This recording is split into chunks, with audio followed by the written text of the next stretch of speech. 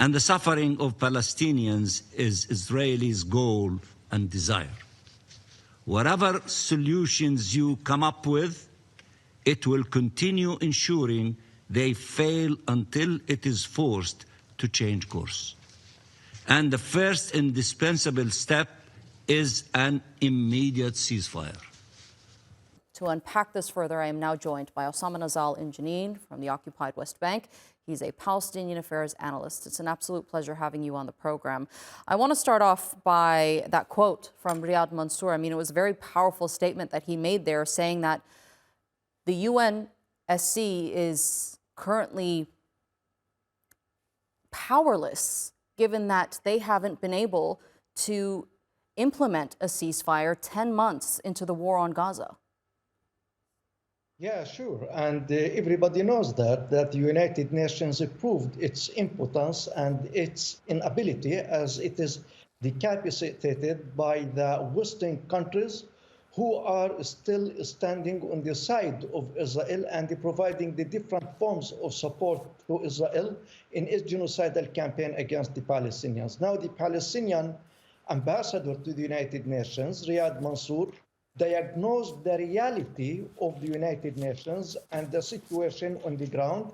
And this is not the first time. I think that the Security Council and other international bodies convened tens of times since the start of the Israeli war on Gaza, but nothing was implemented on the ground in order to stop the Israeli war. Israel fears one thing: international sanctions, and fears of the collapse of its economy.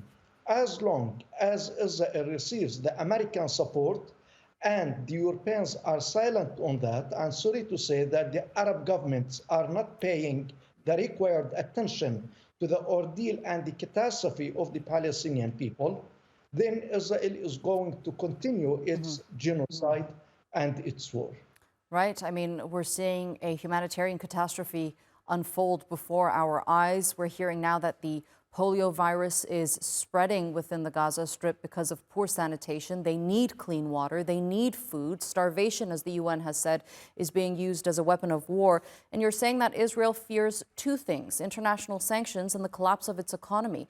What's taking so long for the international community to impose sanctions on Israel? Regrettably, what we hear from the international community as Palestinians is just lip service and words. They sympathize, they show compassion, but just by words. But when it comes to action, they are doing nothing.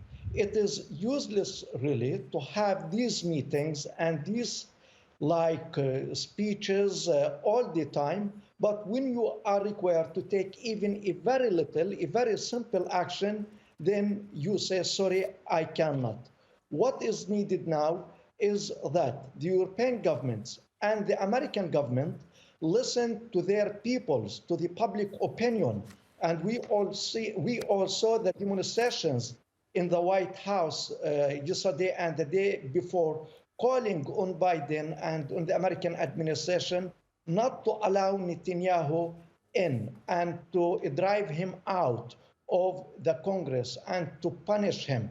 And we all heard the ICJ order and the ICC call. But all these things go without being given the necessary attention that, as they say, civilized world was expected to take such measures and save the lives of the Palestinian children. When you go to Gaza today, Gaza is a heap of rubble, and it is a heap of garbage, really, as the municipal system has been destroyed completely by the Israeli military machine, and garbage is everywhere. And as you mentioned, that the danger of polio is knocking the doors of Gaza, if doors were left, because they were all destroyed, in addition to hepatitis and other health epidemics. It's really non-human. It's non-human. Right, and the recovery process isn't going to be easy at all. As experts say, it's going to take decades for people there to rebuild their lives. Osama Nazzal, thank you so much for being with us here on the News Hour and sharing that analysis with us.